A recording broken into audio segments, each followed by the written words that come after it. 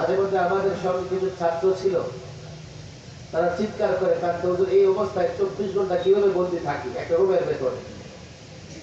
আবার যখন জানালা দিয়ে দেখা যায়, জেলখানা তো বিশাল এরিয়া, জানালা দিয়ে দেখা যায় চুরির মামলার আসামি, খুনের মামলার আসামি, ধর্ষণের মামলার আসামি, মাদকের মামলার আসামি পুরো জেলখানা ঘুরে বেড়াইতেছে, মাঠে খেলাধুলা করতেছে। ঢাকার কেন্দ্রীয় জেলখানায় বিউটি পার্লার আছে, জিম আছে, ব্যায়াম করতে পারবেন, হারমোনি তবলা শিখতে পারবেন। আর এগুলোতে তারা ঘুরে বেড়ায়। লাইব্রেরি আছে, ক্যান্টিনে গিয়ে খাবার কিনে খায়। আর আমরা তখন 24 ঘন্টা ফাঁসির সেলের ভেতরে তারা বদ্ধ ছিলাম। জেলে ভরেও তাদের প্রশান্তি আসে নাই। লকডাউন দিয়ে আমাদের গ্রেফতার করেছে,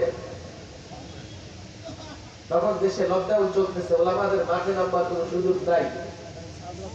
লকডাউনের কারণে কারাবন্দীদের সঙ্গে তার পরিবারের দেখা সাক্ষাৎ আর হবে না। কিন্তু জেল কর্তৃপক্ষ কি করলো? বন্দীদের জন্য ফোন ফাইলের ব্যবস্থা করলো। সপ্তাহে 10 মিনিট করে বন্দী তার পরিবারের সঙ্গে ফোনে কথা বলতে পারে।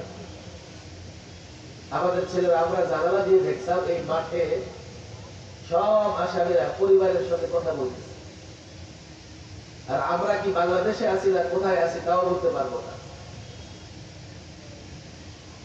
মাওলানা ফখরুল ইসলাম তার ছেলে মারা গেছে, শুনতেও পারে নাই।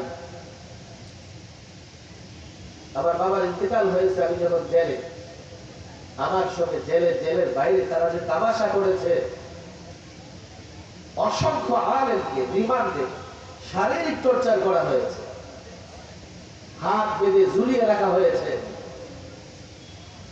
কি অপরাধ ছিল আলেমদের? কি অপরাধ করেছে আলেমরা? আমাদের যদি অপরাধ হয়, এটাই আমরা অপরাধ করেছি। আমরা বলেছি মুসলিম দেশে বাংলাদেশের পরিচয়, যে পরিচয় আছে এটা সংখ্যাগরিষ্ঠ মুসলমানদের দেশ। সেই দেশটাকে ভাস্কর্যের নামে মূর্তির দেশে পরিণত করা যাবে না। আমাদের অপরাধ কি ছিল? আমরা বলেছি মসজিদের শহর ঢাকাকে মূর্তির শহরে পরিণত করা যাবে না। আল্লামা মুফতি আমিন রাহিমাহুল্লাহ ঢাকা ইউনিভার্সিটির ভেতর দিয়ে গেলে, ইউনিভার্সিটিতে ঢুকলে একটা জায়গায় কয়েকশো মূর্তি।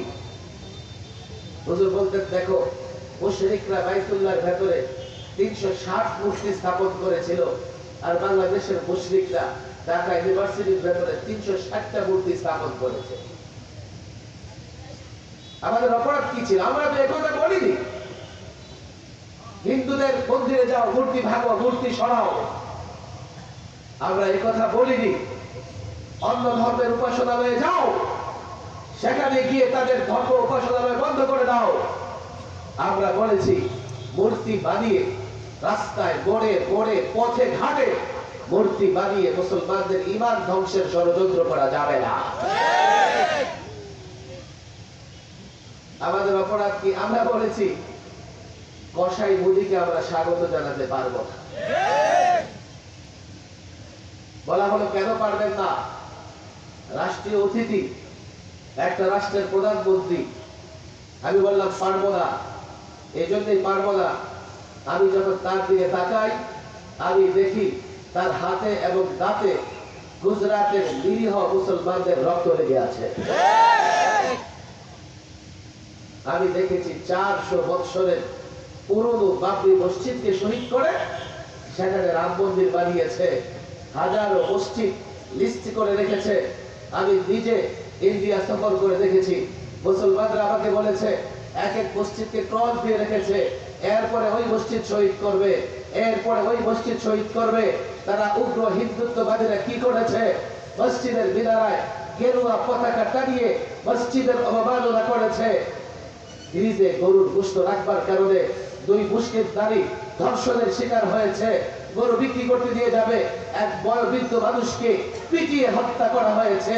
হিজাব পরে মুসলিম নারী কলেজ ইউনিভার্সিটিতে যেতে পারছে না। গরু জবাই করলে 9 বছরের জেল। মসজিদে আযান বন্ধ, খোলা জায়গায় নামাজ বন্ধ। আমি যখন দেখেছি সে সাম্প্রদায়িক, সে জঙ্গি, সে উগ্র, এমন একটা উগ্র নেতাকে বাংলাদেশের শান্তিকামী মানুষ স্বাগত জানাতে পারে না।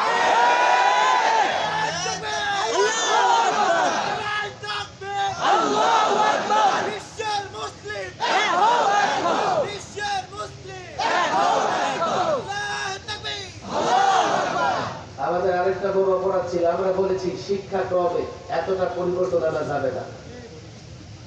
সাহাবীদের জীবনী বাদ, নবীদের জীবনী বাদ, আর যত পৌত্তলিক লেখক এবং পৌত্তলিকের ঘটনা মুসলমানদের সিলেবাসে, আপনারা অবাক হবেন। 12 বছরে 12 থেকে শিক্ষা সিলেবাসকে পরিবর্তন করা শুরু হয়েছে।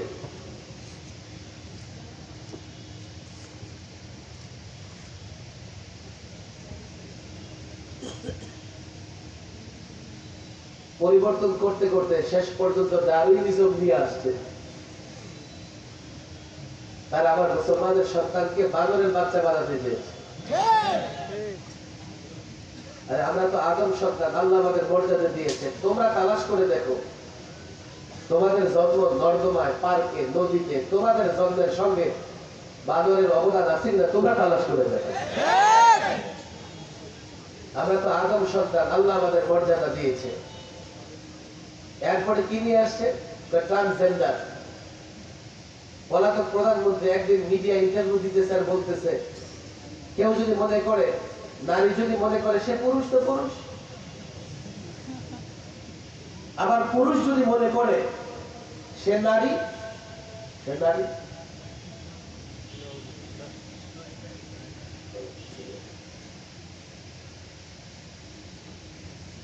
আচ্ছা, নারী পুরুষের সম্পর্ক মনে করার সঙ্গে না জন্মের সঙ্গে? জন্মের সঙ্গে।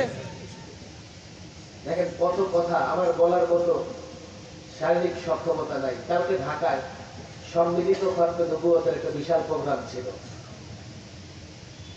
আমি আফসোস আবার যে একটা দেশের প্রধানমন্ত্রী কতটা মূর্খ হলে এই কথা বলতে পারে। একদিন সে তার বক্তৃতায় বলতেছে যে কে মুসলিম কে অমুসলিম আল্লাহ জানে, আমরা তাকে কিভাবে অমুসলিম ঘোষণা করব? কে মুসলমান কে মুসলমান নয় আমরা তো জানি না, আল্লাহ জানে। আমাদের কাউকে অমুসলমান ঘোষণা করার ক্ষমতা নাই। এর মানে আপনারা যারা কাদিয়ানীদের অমুসলিম ঘোষণা করার দাবি করতেছেন আমরা পারবো না। আমরা জানি না, আল্লাহ জানে। এই বক্তৃতা শুধু তার নয়, তার দলের এক সিনিয়র নেতা একবার এক টক শোতে আমাকে বলতেছে, আপনারা ধর্মান্ধ, এই সেই, এই সাম্প্রদায়িক মৌলবাদী, কিছুক্ষণ বকাঝকা করতে।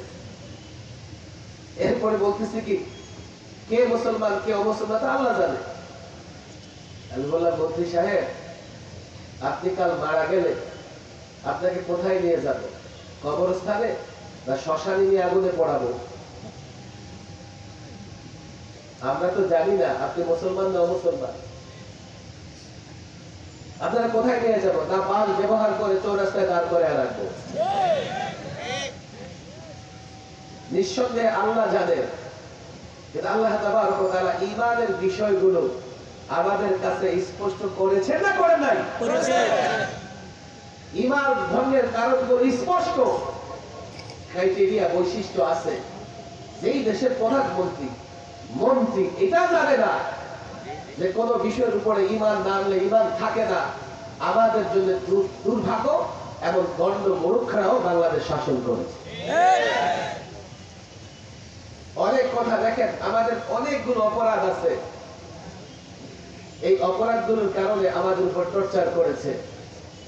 আমাদের উপরে টর্চার করেছো, আমাদের বন্দী করে মনে করেছো যেন তাদের কথা জনগণ না শোনে। জেলখানে আলেমরা কি করেছে? জেলের ভেতরে আলেমরা রাত 12টার পরে কেউ দাঁড়ায় তেলাওয়াত করতেছে আর কান্না করতেছে,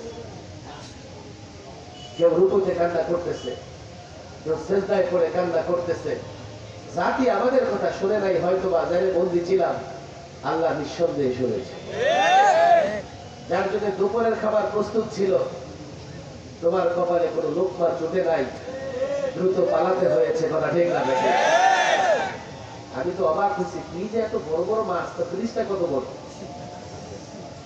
দু চারজন যুবক মিলেও পাঙ্গাস আর বোয়াল মাছ কাঁধে নিয়ে চলতে পারতেছে না। জাতির সঙ্গে তামাশা করেছে কি, কাঁঠালের বিচি খাও, কথা ঠিক না বেশি?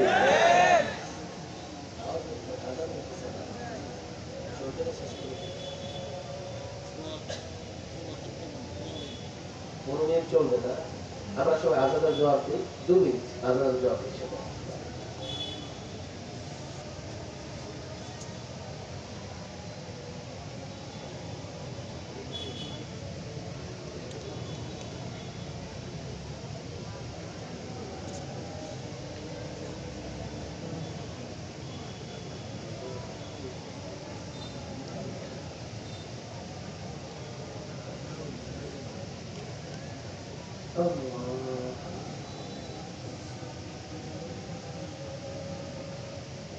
বসেন, নামাজের বিরতি হবে। আমরা এখন তো না উঠি, 15 মিনিটের মধ্যে নামাজের বিরতি হয়ে যাবে। সবাই বসে, কেউ উঠবেন না।